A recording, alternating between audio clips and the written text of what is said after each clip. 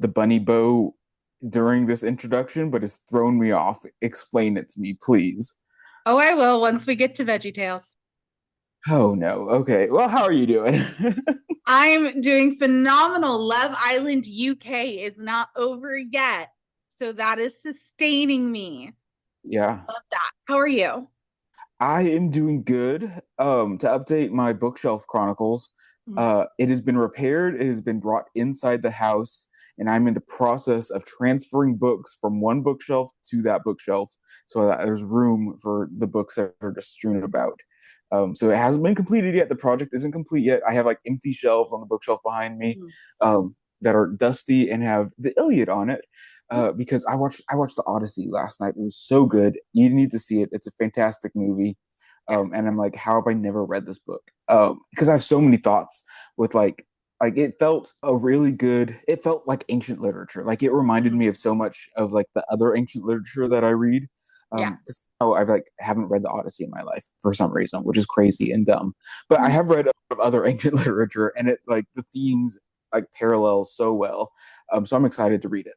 No, okay. And here's what's getting me. I'm seeing all these people like saying you didn't read the Odyssey in high school. And I'm like, no, I did it. And you and I went to fairly pretentious schools. Well, yeah, I mean, we're the highly educated Californians, Yeah. how it's there. No, And how did we not read that? You know? yeah, But apparently Connor did. And he went to the same school you did, but just years before. So interesting. I'm puzzled I don't know. by My that. English classes were weird though. I did like a weird little like English roundabout type situation. So I don't know. But you like the movie? Did you see it in IMAX as Christopher Nolan intended? No, I saw it in Regal theaters. Oh, And this, nice. which is being sponsored by this episode. Um, no, If Regal only. Theaters. Let us know. But no, it was great. It was fantastic. Better than I expected it to be. That was just because I didn't believe the hype. But that's beside the point. That's not what we're Yeah. talking about today. This isn't a movie episode. This is a religion episode. Yes, it And is. we're talking about one of those fun Bible stories that Mhm. I feel like if you grew up Christian, you're at least vaguely aware of the story. And And it's a if you story watch VeggieTales, you're very aware of the story. I actually don't like I'm sure I've seen this Veggie but I don't remember it. So I'm excited to hear your thoughts on that. But we're talking about the fiery furnace with our good friends Shadrach, Meshach, and Abednego.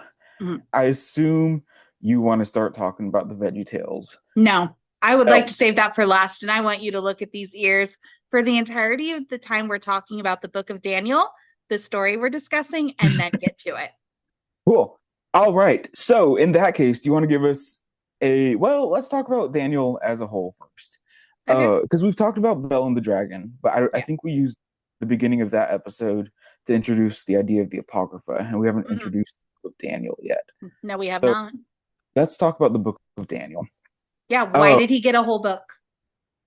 he, I mean, did he get a whole book though? Because he's hardly even mentioned in this chapter. I He know, but got it's named after him.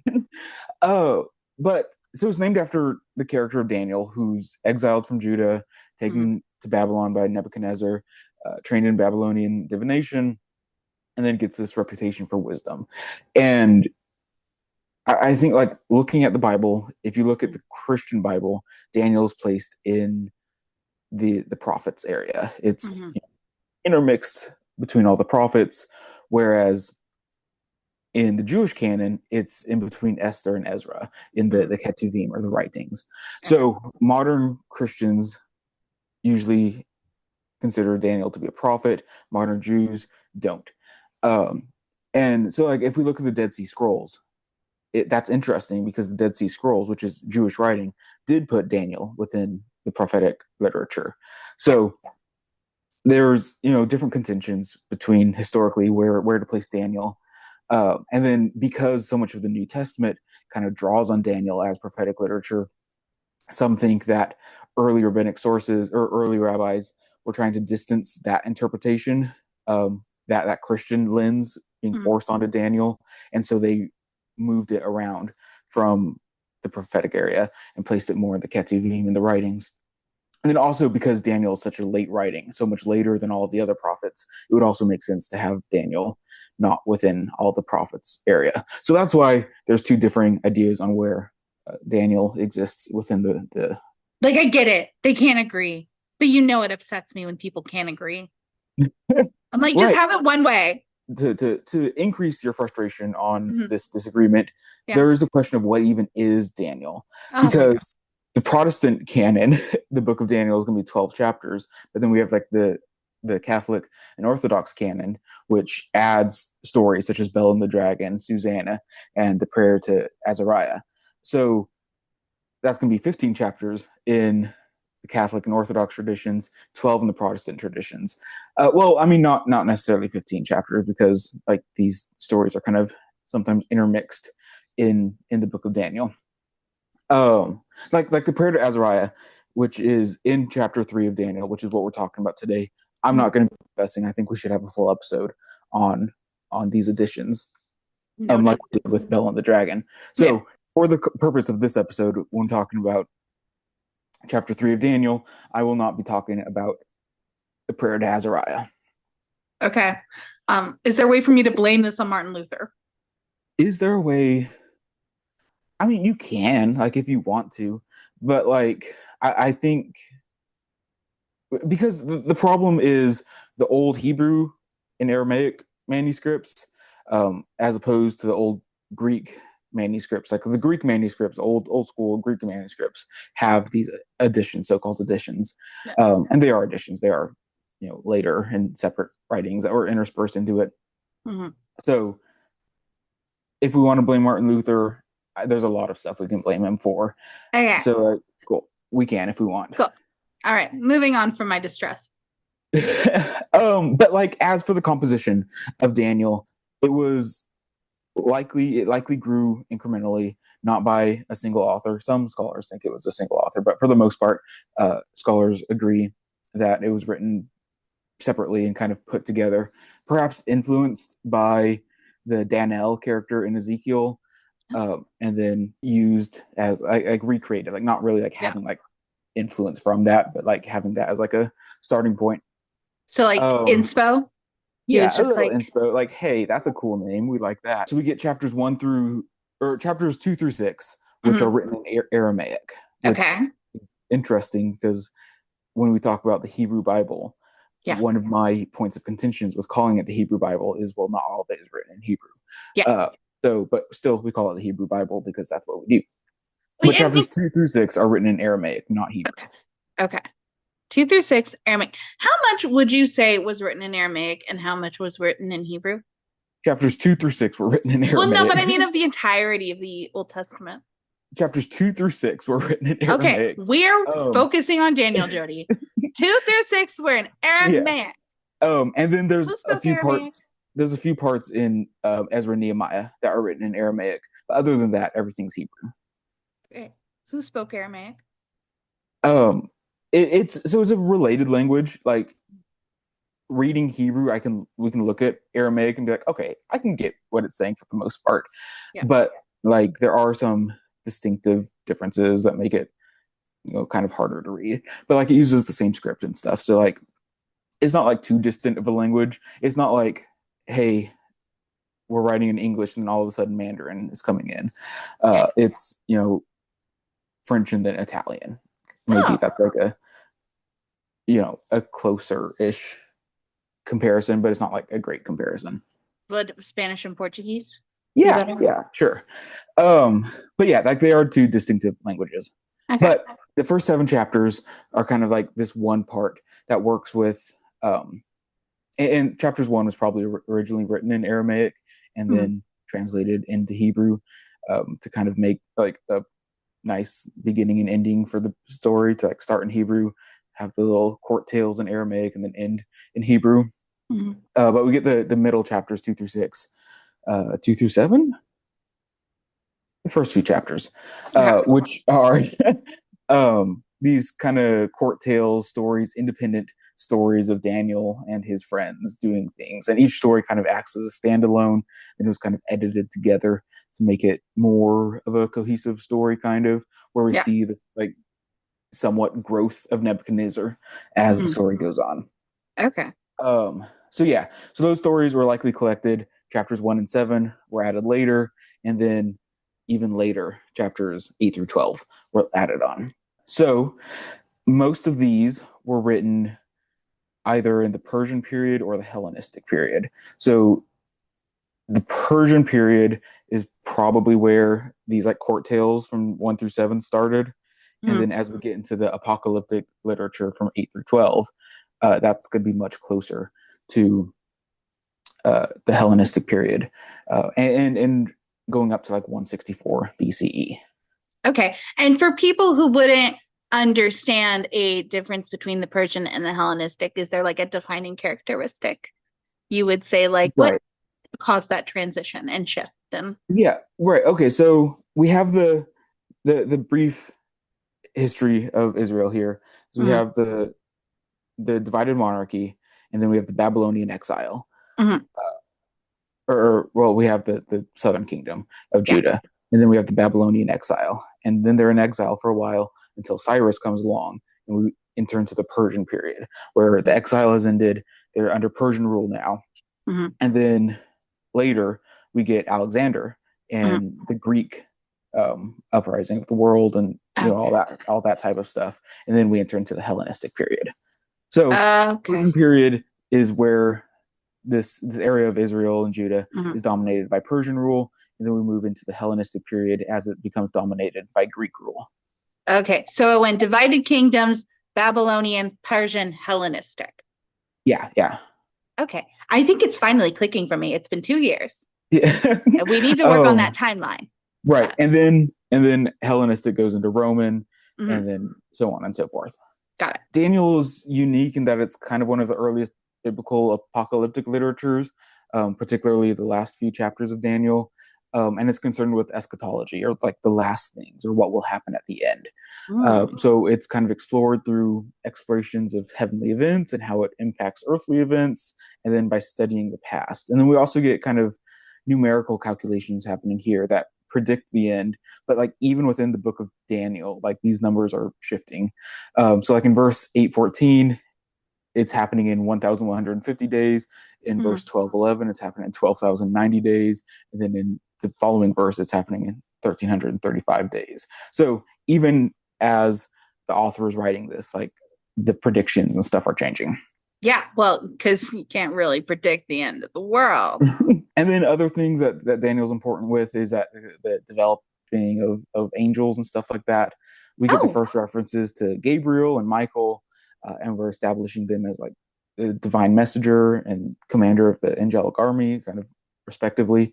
Um, so we kind of get these more angelic, fancy, big, scary themes that a lot of Christians who are focused on the end times really kind of use. So Daniel is really influential in like evangelical forms of Christianity that are focused on like the end of days in the book of Revelation and stuff like okay. Well, thanks for that. that. Love that. Not really. But I mean, at that point, they'd been living in a very, like, after the kingdoms had split, like, how much time has passed that they've been living under oppression? I would also get Yeah, apocalyptic, for you know? sure. Yeah, yeah. And also that this is being written around the time of the Maccabean revolt, Mm, um, where times are changing, to quote the prophet. Uh like there is a sense of like the religion, the Judaism, the books are changing to an extent. Like how, because we get these risings and the focus on angels and stuff like that, there is a shift that we can kind of see in at least some parts of the traditions here. okay. I have to be completely honest with you, and I Mhm. maybe should have said this before. Don't really know much about the Maccabees. Hey, we can talk about them at some point. Okay. Which the Maccabees I think are fascinating to me because well, I think 200 years ago it'd been like, okay, cool, whatever. The Maccabees aren't in the Bible, Yeah. or aren't in the Protestant or Jewish Bible. But as like modern Jewish celebration of Hanukkah rises to kind of like work alongside Christmas, I think it's Mm, fascinating how such a minor holiday such as Hanukkah has been kind of elevated in the cultural view. as because it's a very minor holiday Yeah. in Judaism. But we've elevated it so much, and because we've elevated it so much, it feels kind of weird that the book kind of describing the whole point of Hanukkah isn't in like the Jewish or Protestant canons, which is fascinating. But that's beside the point. We'll talk about that at some other point. Okay, fine, but I have many thoughts about that, and they include Disney. Moving on. Moving on. Lastly, for the point of the conversation that we're having today, the Hebrew names of Shadrach, Meshach, and Abednego. I should also say Abednego, not a Danny. bit, not Abednego, Abednego. I hear so many people say Abednego, and it's not Abednego, it's Abednego. The People D can, before the N. people can barely read Matthew. It's really not kind of you to flaunt your illiterateness. No, not illiterate, literate. I can't even speak. And I know I say a Bendigo, Yeah. and I think of Oh, Inigo Montoya. sure. Oh, I think of Abed from Community. Oh, yeah. Troy Yeah. and Abed in the morning. um.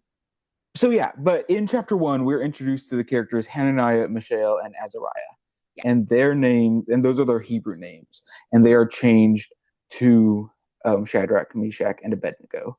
And then we're also introduced to Daniel, which is his Hebrew name, and his Mhm. name is changed to Belteshazzar as his Babylonian name. That's not nice. They took their names. Right, They right. made them change their names. Yeah. And it's weird because we hear Daniel, which Hmm. is the Hebrew name, Yeah. but we're also mainly familiar with Shadrach, Meshach, and Abednego, which are Mhm. their uh, Babylonian names. And the reason for that discrepancy has for why we don't have either why we're not like mostly familiar with either all their Hebrew names or all their Babylonian names is because as Daniel was cobbled together, the earliest sources probably used one or the other, and Mhm. then the Hebrew names were added up. The Shadrach, Meshach, and Abednego were original, and that was what was used in the stories. And then in order to make it make sense, we like added these Hebrew names to like make them make sense and be part of the story. And the Okay. opposite is probably true for Daniel. Like we have these stories representing Daniel, and in order to like understand him as part of this Babylonian literature, we're like, okay, he was probably given a Babylonian name as well, which was Yeah. Jazzar. I think that's maybe a deeper intro to Daniel than we needed, Yeah. but That a was just right. fun little start for Daniel. Any thoughts on Daniel before we move on to chapter three? I mean, the context in which it was written is important, but also I'm having a hard time wrapping my mind around it because I don't know much Uh-huh. of it. But you have to figure it contributed to the material they were writing, right? Yeah. Especially when we get into this story and like what the story's about. Like Hmm. keeping in mind, they were under oppression. Yeah. They're writing things to like keep themselves going. Right. Right. So, but yeah, those are my thoughts. I'm excited. Let's get into this. Yeah. Do you want to give us a an overview what happens in chapter three? Yeah. Okay. So once upon a time, there is this king, and he was like, "When I blow this horn, I want you all to bow down to this statue and prostrate yourselves." And there was these three guys who were like supervisors in his establishment, and they refused to, and they got turned in. And he was like, "Hey, you got to do this. If you don't worship this, I'm gonna throw you in the fiery pit." Mm-hmm. And they're like, "We're not going to do it. Throw us." So he did. And then as he's staring at them in the fiery pit, there's a fourth man in the fire, but we only threw three in. And then they were rescued. And he was like, "Wow, amazing. You can worship your own God. Yay." And that's the Cool. story. Yeah. So now that we're all on the same page, let's talk about it. Um, as I always tend to do, I'm going to do an overview Yeah, before we get into like the specific details. I don't go have a for it. ton to say. Sometimes I get like really like granular. I'm like, let's talk about these like tiny little aspects to it. And then other times I'm like, let's just do a broad overview of this. And this is a broad overview episode. Hope you guys are okay with that. Uh, If not, but comment below. If not, comment below, ask us granular questions, we'll answer them. Yes. uh, but so there's two literary editions that I've talked about already. We have Okay. the Hebrew and the Greek, the Masoretic text or the Old Greek or the yeah. And the Masoretic text really kind of highlights this feature of repetition, while the Greek kind of doesn't focus on the repetition. And we get a highly narrated Hebrew version of this, where the narrative is focusing on the king's perception of the event. I think Yeah. it's very interesting in this story that we almost exclusively get Nebuchadnezzar's view of this. Yeah. It's told from his perspective. Whereas That's in really the Greek interesting. versions, the narrative kind of focuses on the events inside of the furnace, and how the angel of God protects the three. And then we get the inclusion of these prayers, the Azariah stuff that's inserted into the middle of the book there. And we're not going to really be talking about the Greek version. We'll talk about that at some other episode because I think it's a fun episode that we could do, but Yeah. outside the scope of this conversation. Okay. So we're Um, looking at this from the perspective of Nebuchadnezzar. right, right.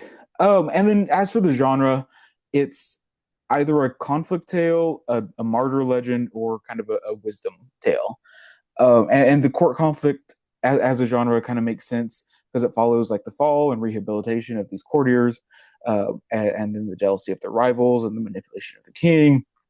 And we see the king having these like unpredictable mood changes, so it makes sense as like a court tale that's kind of told in the court. Yeah. Uh, and then this is also kind of influenced martyr legends. Mm. This is like kind of a basis as being influential there, because it focuses on like this issue of loyalty to God in the Yeah. face of religious oppression and the threatened death. Mm. And though in martyr stories there's traditionally an actual death and an actual martyr, the salvation of the martyr is usually posthumous, whereas here, like they're saved from the fire and they don't have to die. But this does kind of have some influences on martyr stories, Yeah. that follow it. Okay. And then as a wisdom tale, it makes sense as the character is contested and then confirmed, and then the world is first hostile to the heroes, and then they honors them, and it's this happy ending. So it's one of these three genres, maybe a little bit of each, but it's I think best seen as a type of folklore. As I already mentioned, Nebuchadnezzar is it kind of follows him, and it's interesting that he's kind of the only individual character. All the Mm. other characters act as groups. Like we never Yeah. get Shadrach, Meshach, or Abednego. Like we don't get any of their individual thoughts or reactions. It's always Shadrach, Meshach, and Abednego. It's always them grouped into three. A Uh, trinity. no. Oh, and then we also get Nebuchadnezzar as the only one that like changes and displays emotions, and then we kind of get him as the protagonist, perhaps. He's the main character. It seemed like, as opposed to Shadrach, Meshach, and Abednego. Yeah. I mean, it's Uh, all about him. It's about what he yeah, wants. He's the king. yeah, and notably, it's not about Daniel. Like this is probably an independent story that was adapted for this Daniel cycle, where Daniel's not featured as a character, but his three friends are kind of alluded to. Whereas other times, like Daniel is the main character, and then his three friends are just kind of vaguely mentioned and remembered. Okay. So these are just supposed to be like Daniel's three homies. Yeah, these are Daniel and his buds. Okay. Well, I feel like it should be Daniel Yeah, and Buds then instead of the book of Daniel, but okay. sure. Yeah.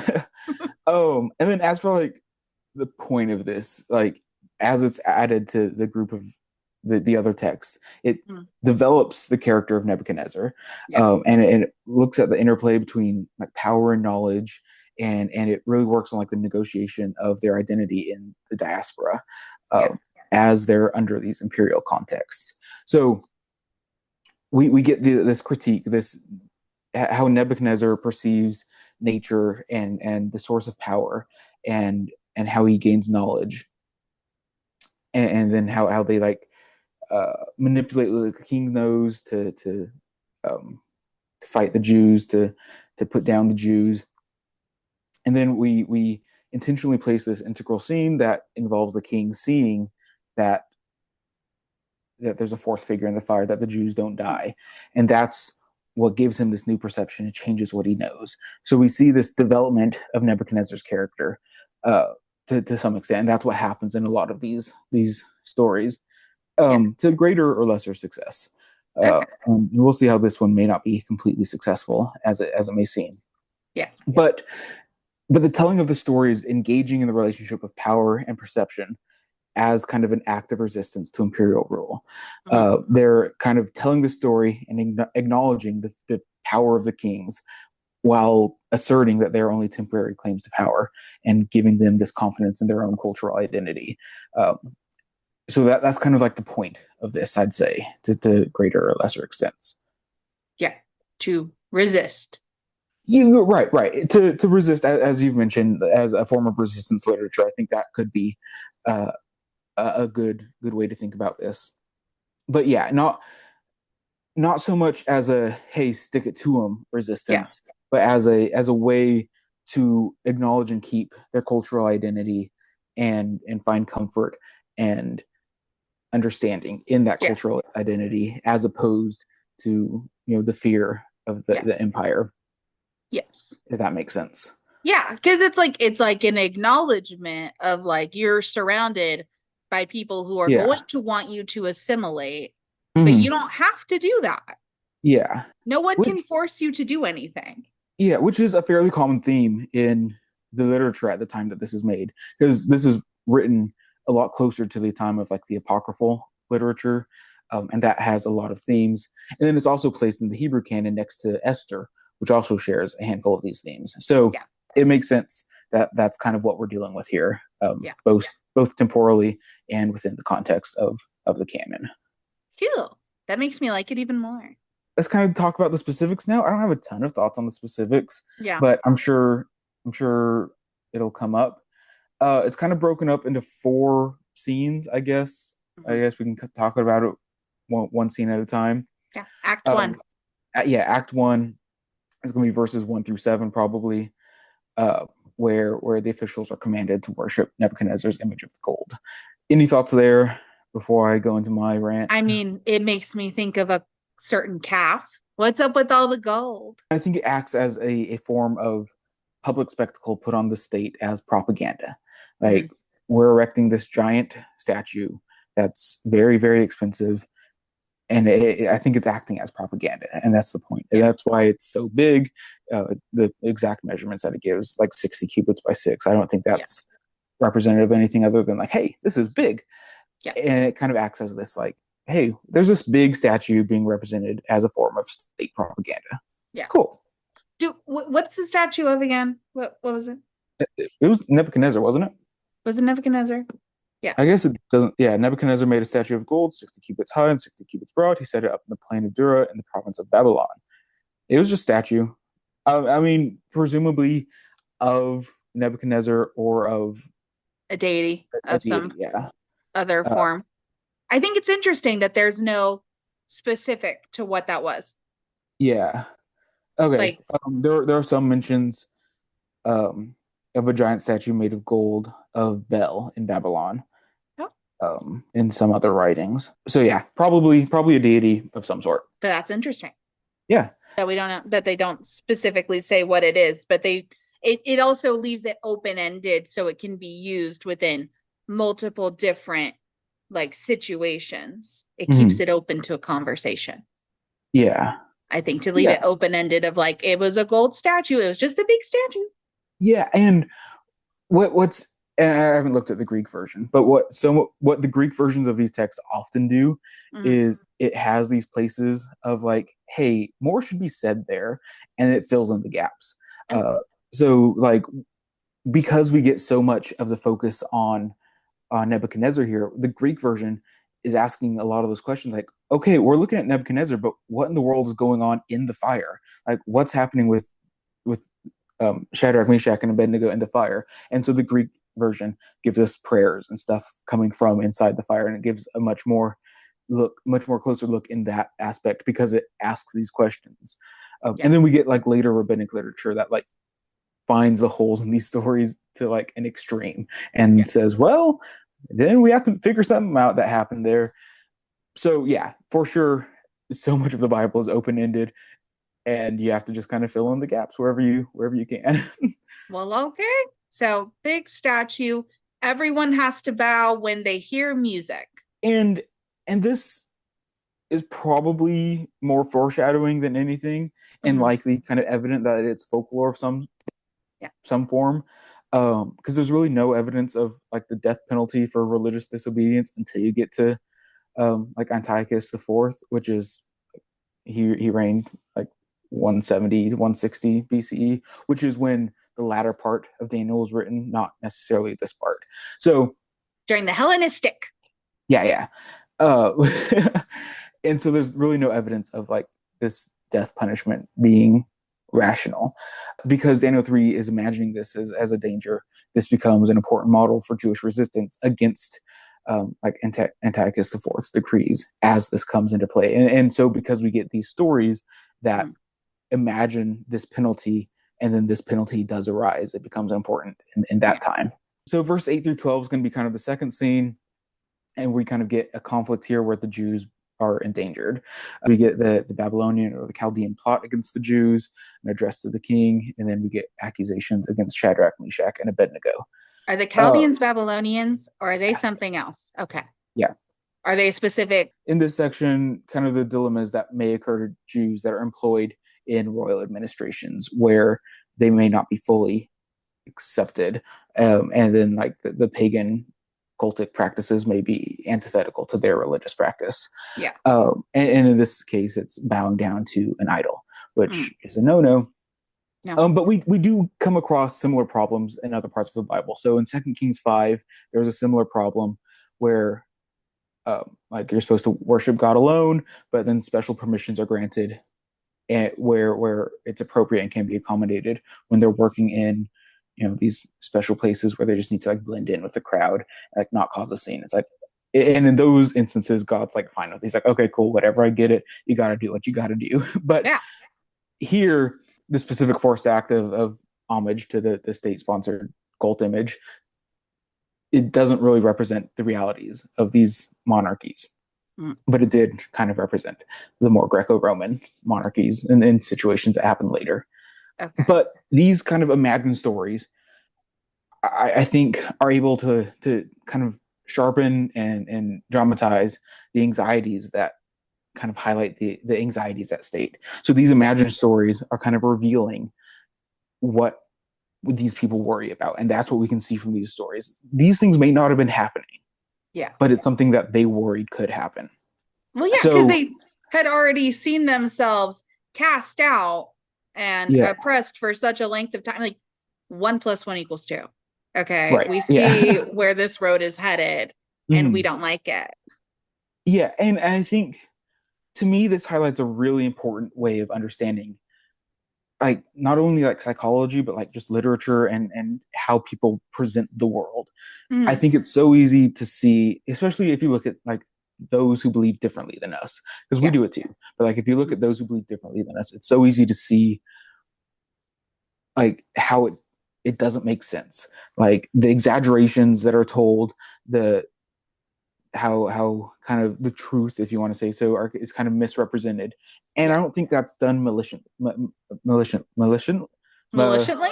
yeah, Maliciously. maliciously. There it is. I don't think it's done maliciously, but I think it does represent their anxieties and their stresses. And when we don't share those anxiety and stresses, it just looks like propaganda and Yeah. evil and bad. Yes. So, like, if we want to look generously at those who we vehemently disagree with, I think one way we can do this is a similar way to how we read this story, as understanding that these are the anxieties that are being heightened and expressed as a fear of what could potentially happen, even if it's not representative of what will happen. Yeah. And then unfortunately, my brain spins off into the more nihilistic things. Like, are these things being written like this to exaggerate and therefore heighten the fears of other people to fearmonger? Or Yeah, is it self-fulfilling prophecy? right. Like, Yeah. we wrote down that these things were going to happen to us and now they are. So we are justified in whatever actions we take next. Yeah. So there's definitely a lot to unravel there. Uh, but I do think coming in with this lens, not only to biblical literature, but Mhm. to a lot of things, I think can be helpful, Yeah. and it can help us understand the other. That's not to say that we should just accept it, Yeah. but I think it can help us start at a more generous and kind starting point. Yes. Walking a mile in someone else's shoes, however you Mhm. want to say it, whichever adage you would like to use, those are good things to do in order Yeah. to help understand someone else's perception of the world. Okay, Mhm. so they're fearful, they have heightened anxiety, they've already Right. gone through all of this crap, Yeah. and now we have a story about a statue. Yeah. And that's not to say that all of like all Jews of this time period thought the same way. Yeah. Like the idea of like paying homage to the deities of those whom they live around. Like some were like, oh no, that's horrible, we can't do that. But then we have like examples, even up through the Hellenistic and Roman periods, of Jews just kind of accepting assimilation and like that's becoming a part of life. So like there are, it's not a monolith. There are Yeah. multiple ways that this is practiced, as Well, always. because it also would have been a way to foster community with their new Yeah. neighbors. And Right. through fostered community, you grow connections, you build a stronger support Yeah. system, and you are able to live more freely. Yeah, and that's the debate that's happening in so much of the Hebrew Bible and continues today is do you assimilate in order to not have problems with your neighbors as to not cause any problems to rub any elbows and rub any elbows? I can't talk right now. I don't know what my words are. To rub against the grain, maybe. Yeah, yeah. Yeah, so it's the question of do you want to like not rub against the grain and just kind of like find a way to like make do, or do you want to maintain this cultural identity, maintain this separateness at the expense of maybe not being as safe as you may want to be. So Yeah. much of the Hebrew Bible, much of the Apocrypha is taking the point of view of, hey, no, we need to maintain our cultural identity and stand apart from these groups. And that's largely what's being argued here. But Yeah. that's not to say that's the only line of thought that's happening. Okay, so even though this may represent a group of people at the time, their feelings Mm. on worshiping deities in the communities they were in, that is not indicative of the possible broader Yeah, perspective. yeah, Okay. yeah. It's the idea of like so much, and you probably appreciate this more as you've studied anthropology. Is when you study anthropology, do you look at the everyday person or do you look at those in power and what they say is happening? Like, do you look at the Mm, laws and say, oh, those laws are in place and therefore that's what's going on in the world?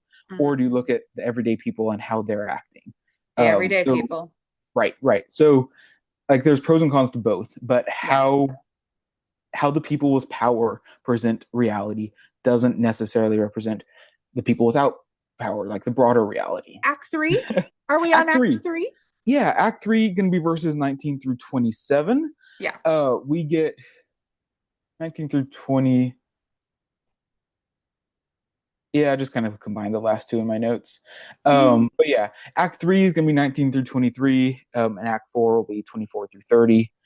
Um, yeah, we can just combine this into one little conversation, in which we get Shadrach, Meshach, and Abednego before Nebuchadnezzar, and then they kind of defy Nebuchadnezzar a little bit, and then we get their attempted execution in the fiery furnace. But then they don't die, woohoo!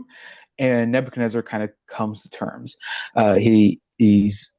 He sees that there's a divine protection of the Jews somehow, and then he confesses the power of God and issues an edict against blasphemy, and then he promotes Shadrach, Meshach, and Abednego, which is another common trait in this narrative, where the people who were oppressed come up and are raised in power, and they have power now, and everything's good for them, much like Esther. Um, Yes, except it was rewarded to them through resisting the assimilation right? rather than assimilating and then getting promoted by Yeah, being members of the community.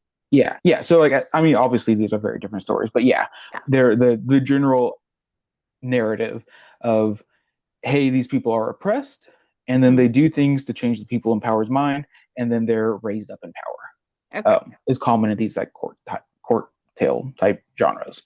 Yeah. Interesting factoids here. Okay. Setting the heat to 7 times the heat, impossible. How does one do that? That doesn't make sense.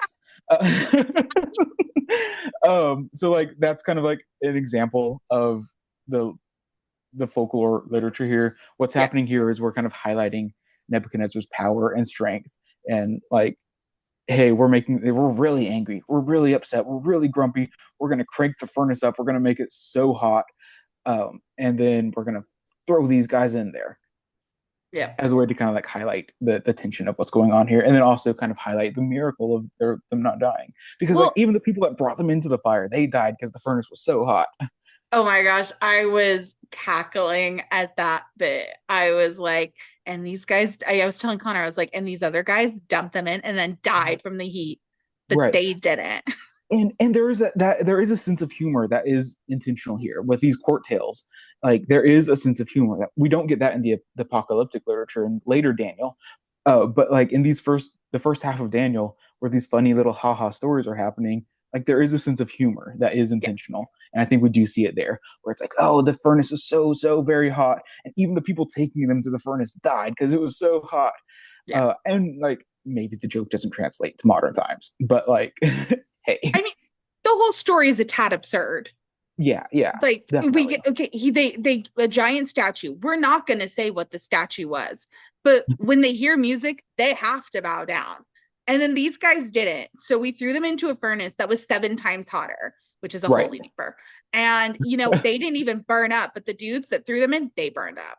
Yeah. Like it's just Yeah. the absurdity, No, which I I love. think that's completely right. There is absurdity here. And now we get into a fun mistranslation area in Wow. which who is the fourth figure in the fire with them? Oh, who is Jody. that? Jody, Um, who have you been told the fourth figure is? Jesus. Right. That is what Christians will say.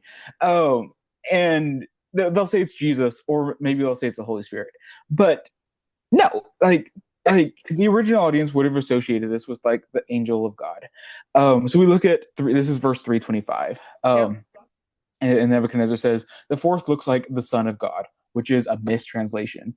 There's Okay. no definite article there. This is a better translation could be like a son of gods, which is a way to refer to divine beings, and then it's Okay. later referred to as an angel. What's happening here, like as this was written, as the author intended, and how the original audience would have understood this, would be there's a divine figure in the fire with them, and like depending on your version of Christianity, Jesus is a divine figure. Could it have been Jesus?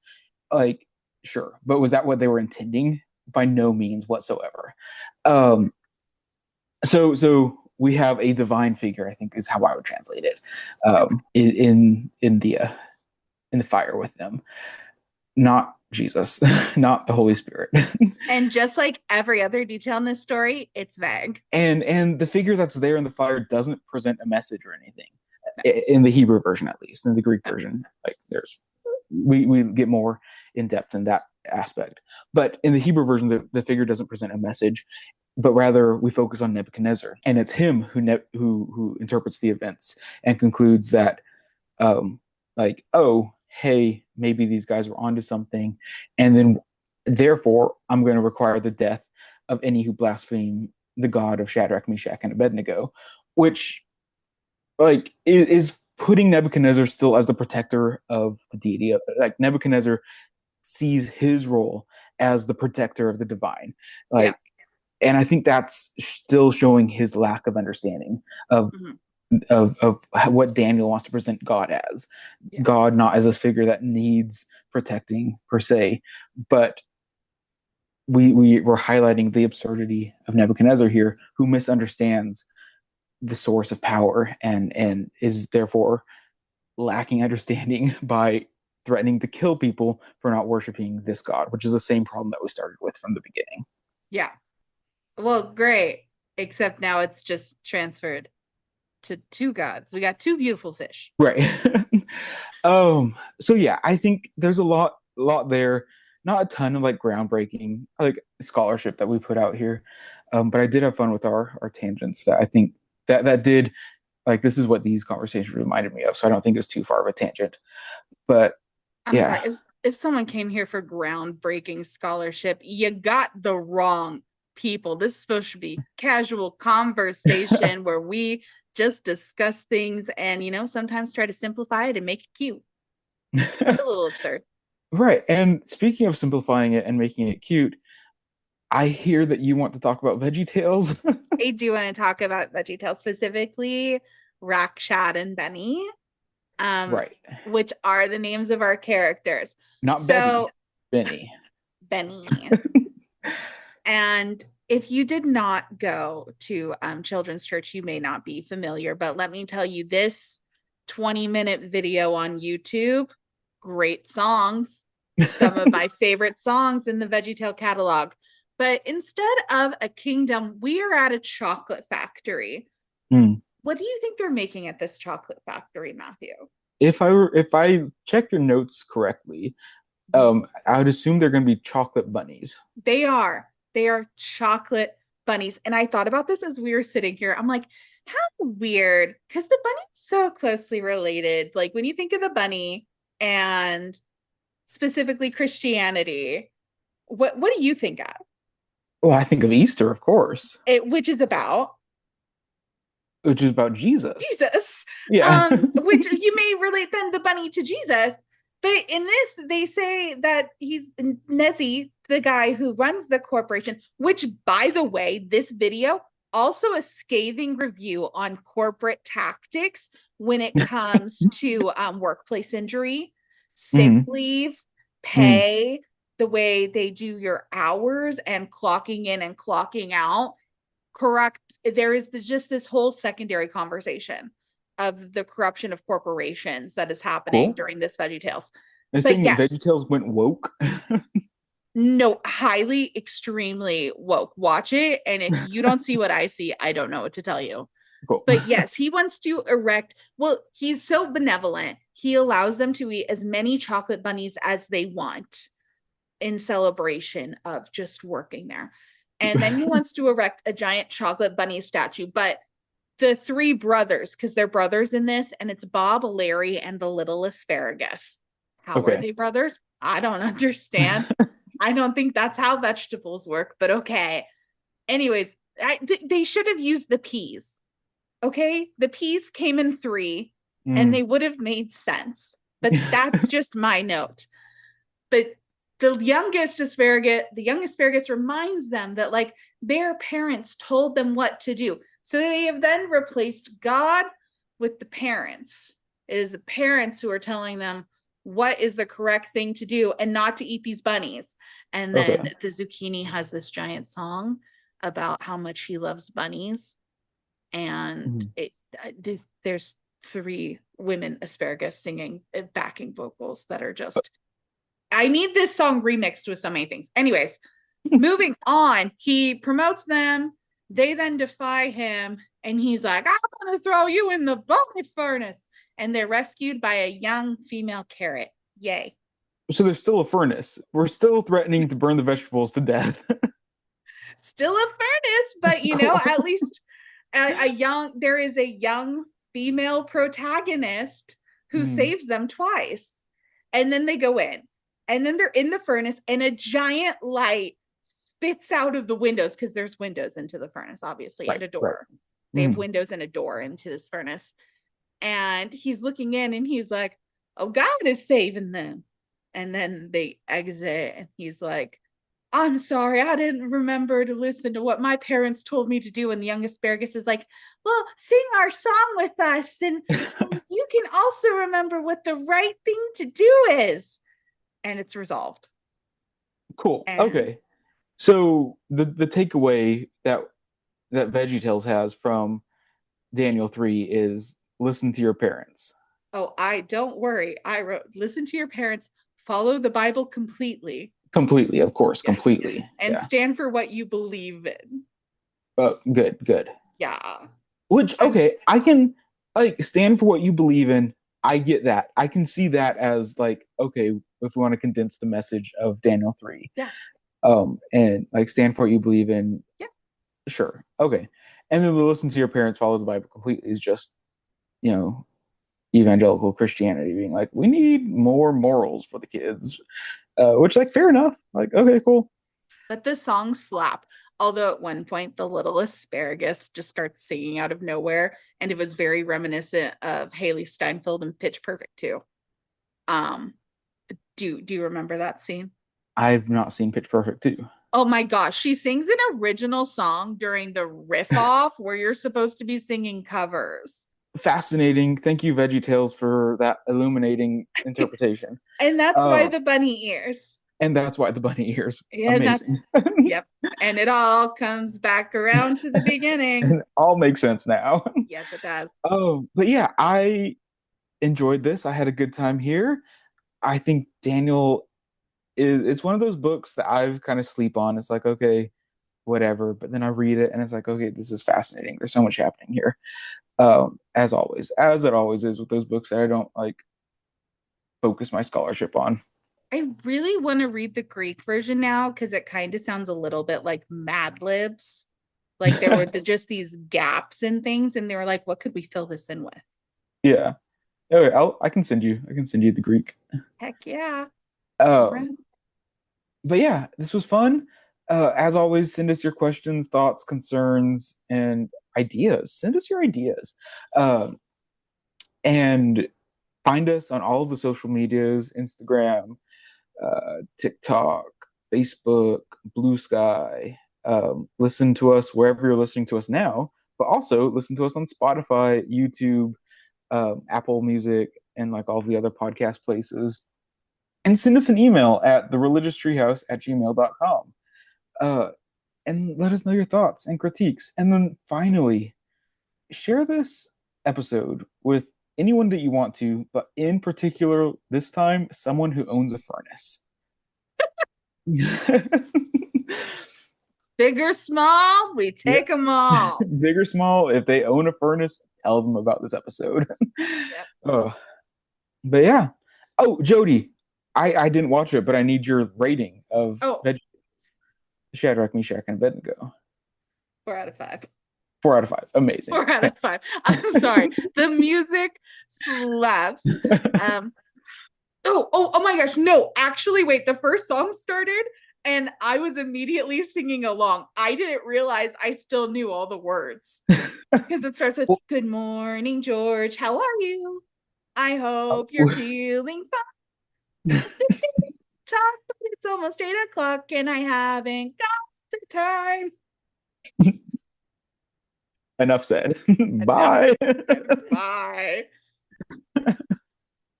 Oh, what was the silly song with Larry? There was no silly song with Larry. No silly song with The whole Larry? thing was a silly song. The bunny, the bunny. Oh, I ate the bunny. I Oh, didn't I eat know the that one. bread or the honey, just the bunny. I don't want no fork and I don't know. Sorry. Yeah, you revisit that one. It's a banger.